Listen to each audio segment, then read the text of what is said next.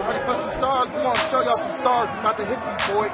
Despite lofty expectations for the Chargers in 2009, San Diego would stumble to 2-3 after the first 6 weeks of the season. 4th and 2 at the 15. Gets the handoff in the backfield. The Ravens stop him, and it's all over. The Bolts would rebound from that slow start, and in a Week 9 meeting against the Giants, they would begin to right the ship. Touchdown! Vincent Jackson! 21 seconds to go. The San Diego Chargers have stunned the Giants. Huge win, but we're one game better, and we got a long way to go. The Chargers would gain momentum in a big way and win 11 consecutive games heading into the playoffs. It's going to be a tough physical battle, and we're getting ready for a fight. In the playoffs, 2 interceptions by Phillip Rivers and 3 missed field goals by Nate Kading would ultimately lead to a disappointing San Diego loss. As expected, that Jets loss proved to be the final game as a Charger for franchise face and all-time leading rusher LaDainian Tomlinson. They also parted ways with Jamal Williams and traded Antonio Cromartie to the Jets. They were able to maintain key cogs Sean Merriman, Marcus McNeil, and Vincent Jackson. Last year's number 1, Larry English, started 2 games and recorded 2 sacks. Hason will now be expected to start for the vacated Cromartie. Davis has failed to live up to first-round expectations, playing in only 5 games the last 2 years. He has only 30 career receptions and 1 touchdown. During the season, Hank Bauer provides color commentary for the Chargers radio network. On this day, he'll provide first-round advice for A.J. Smith. Hank, thanks for being with us. And at pick number 28, what name are you giving to San Diego? Well, it depends on who's on the board, as they say. But there are 3 areas of need for this football team. There's certainly need at nose tackle. There's certainly need at cornerback. And there is absolutely a need at running back. Now, in my experience, on this planet, God only makes so many great nose tackle bodies every year. So I think that first and foremost, you got to take a look there. Because if this team wants to win a World Championship, they're going to have to get that big push inside.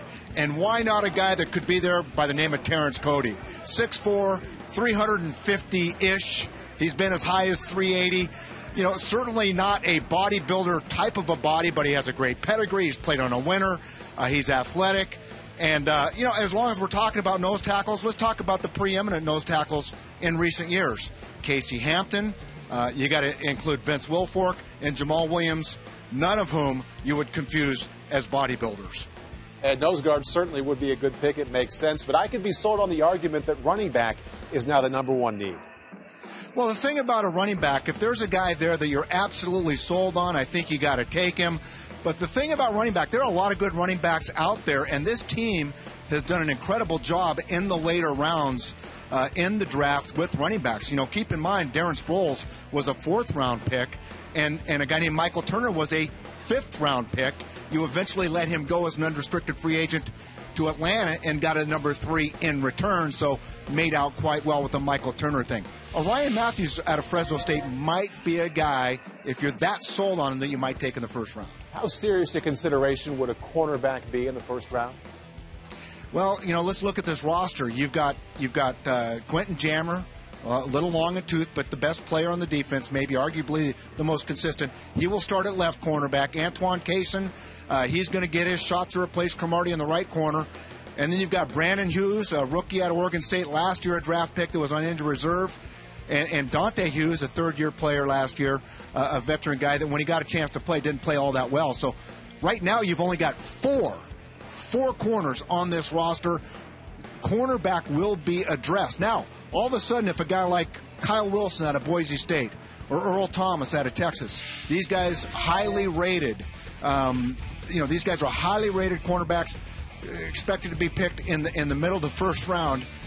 These are guys that, if they're there, I think that you might take them. I wouldn't be surprised if the Chargers took corner or nose tackle. I would be surprised if they took a running back. And everybody right now is saying they're going to take a running back in the 1st round. I don't believe it. We shall see at 28. Hank Bauer, thank you very much.